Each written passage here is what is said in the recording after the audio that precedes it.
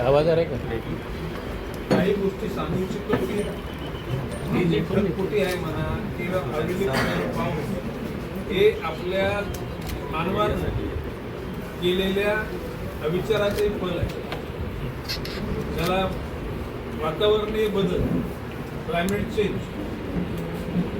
ज्याला global warming त्याला शब्द दिला. अल गोर हे अमेरिकेचे तत्कालीन व्हाईस प्रेसिडेंट होते. त्यांनी उष्णता वाढणार आहे जगामध्ये अशा प्रकारची लोकांना सूचना दिली आणि कालांतराने ती खरी ठरत झाली. आज विधान सभेमध्ये प्रश्न विचारताना सन्माननीय आमदार संतोष दानवे यांनी या विषयावर चिंता व्यक्त केली आणि त्याच्यावर जवळजवळ माझ्या सूचनातून 30 ते 35 मिनिटं सभागृहामध्ये चर्चा झाली. साधारणपणे 300 वर्षापासून युरोप आणि अमेरिकेच्या लोकांनी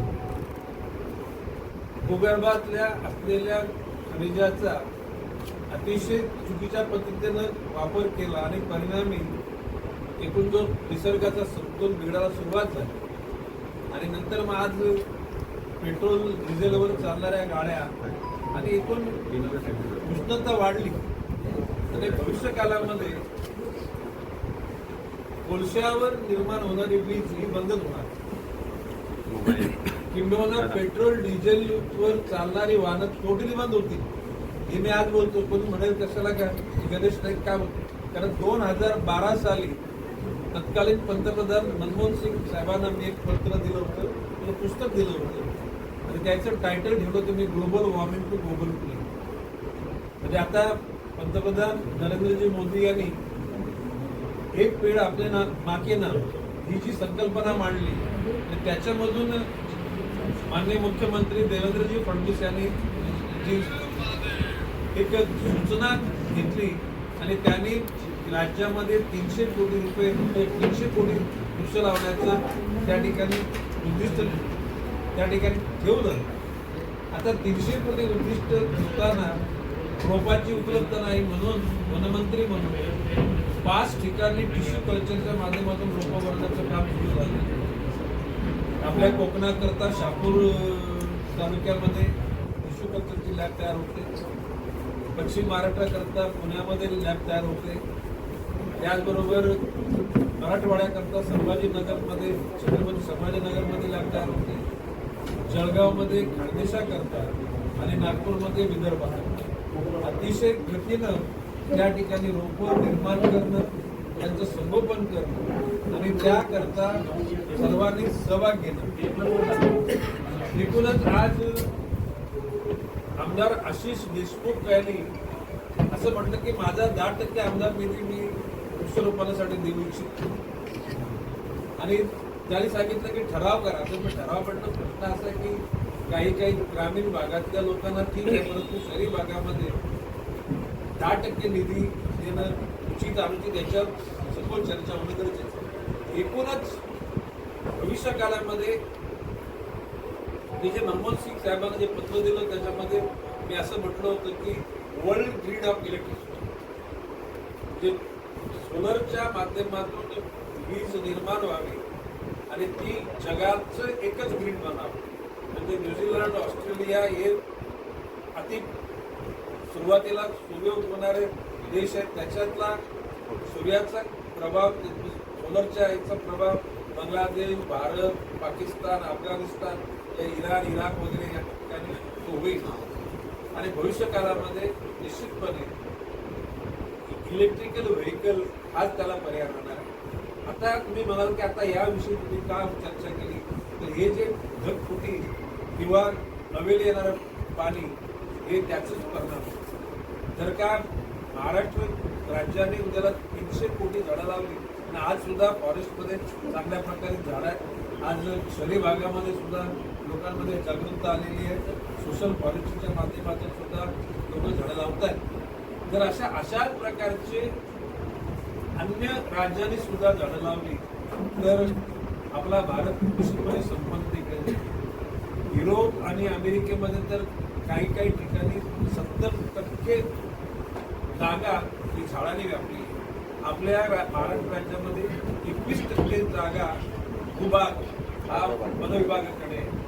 म्हणजे तो अमृतप्रमाणे 33% व्हावा अशा प्रकारचे केंद्र सरकारच्या वनविभागाने महाराष्ट्र सरकारला कळवलेलं आहे. आता 12% अधिक जागा वाढवण्याकरता जनसामान्यांचा त्या ठिकाणी सहभाग असल्याशिवाय घडणार नाही. आणि आज ही जी परिस्थिती निर्माण झाली की पूर्वी वसई नगरपालिका वेगळी होती, विरार नगरपालिका वेगळी होती, नाला सोपारा पण नगरपालिका वेगळी होती. त्याचं रूपांतर महानगरपालिकेमध्ये झालं. दुर्दैवानं या सर्वांना सामावून घेण्याकरता ज्या बुद्धिमत्तेचे जे अनुभवाचे अधिकारी वर्ग असायला पाहिजे होतं, दुर्दैवानं तो उपलब्ध झाला नाही. आणि परिणामी आज वसई विरार शहराची दयनीय अवस्था आलेली. मोठ्या प्रमाणामध्ये भराव टाकून बांधकामं केली. काही ठिकाणी जुने नाले असलेल्या जागा सुद्धा भरल्या आणि त्याच्यावर त्या ठिकाणी बिल्डिंगा बांधल्या. आता ती दोष कोणाचा द्यावा, आता या ठिकाणी कोणाला चिकन लावण्याची माझी इच्छा नाही. परंतु भविष्य काळामध्ये आम्ही जे सगळेजण आम्ही आता जो पाणी दौरा केला, निश्चित स्वरूपामध्ये आलो की याची सॅटेलाईटच्या माध्यमातून किंवा ड्रोनच्या माध्यमातून याचं संपूर्ण चित्रीकरण करून लवकरच साधारणपणे 15-20 दिवसाच्या आतमध्ये वसई शहराची आजची जी स्थिती आहे ती गुप्ते सॉल्ट, तुम्ही नाव ऐकलं असाल. गुप्ते सॉल्ट हा 1000 एकर जागा महसूल विभागाची गुप्तेनं त्यावेळेला सरकारने देऊ केली होती. परंतु गुप्तेने त्याचा वापर न केल्यामुळे ती मूळ जागा पुन्हा शासनाकडे वर्ग झाली. मध्या काळामध्ये माननीय मुख्यमंत्री देवेंद्रजी फडणवीस या आम्ही पालघर जिल्ह्याच्या वाढवण बंदर, त्याच्यानंतर होणारा नवीन विमानतळाची पाणी करण्यासाठी गेलो असताना माननीय मुख्यमंत्री महोदय देवेंद्रजींना मी सांगितलं की वसई शहरामध्ये गुप्तेंची असलेली ती 1000 एकर जागा आहे. त्या जागेचा वापर साधारण 300-400 एकर जागेमध्ये होल्डिंग पॉईंटसाठी. त्याच्यानंतर महानगरपालिकेला काही उत्पन्न होण्याकरता त्याच्यातली 100-150 एकर जागा महापालिकेकडे जावी. त्याच्या व्यतिरिक्त महापालिकेचं मोठं थिएटर व्हावं, स्टेडियम व्हावं आणि त्याच्यानंतर राहिलेल्या जागा साधारण 200-250 एकर जागा या शहरामध्ये जातीच्या पंथाच्या वर्णाच्या लोकांना त्यांच्या वास्तू करता द्यावे. कारण मधल्या काळामध्ये मी काही समाजाच्या कार्यक्रमाला गेल्यानंतर त्या समाजाच्या लोकांनी माझ्याकडे आमच्या समाजाच्या वास्तू करता जागा देण्याची विनंती केली. मी माननीय महसूल मंत्री चंद्रशेखर बावनकुळे साहेबांशी सुद्धा बोललो आणि चंद्रशेखर बावनकुळे साहेबांनी सुद्धा त्याला संमती दाखवली. माननीय मुख्यमंत्री महोदयांनी दाखवली. माननीय कलेक्टर महोदया यांना मी सांगितलं की मग तुम्ही आणि महापालिकेचे आयुक्त या दोघांनी त्या अनुषंगाने डिझाईन तयार करा आणि भविष्य काळामध्ये माननीय गरज पडेल तर मंत्रिमंडळाकडे जावं लागेल. ही जागा या लोकांना देताना कॅबिनेटची त्याला संमती घ्यावी लागेल.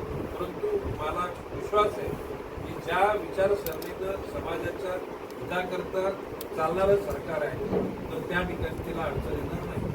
आज आता वसई महानगरपालिका वसई विरारमध्ये आतले अंतर्गत भूमिगत ड्रेनेज नाहीत.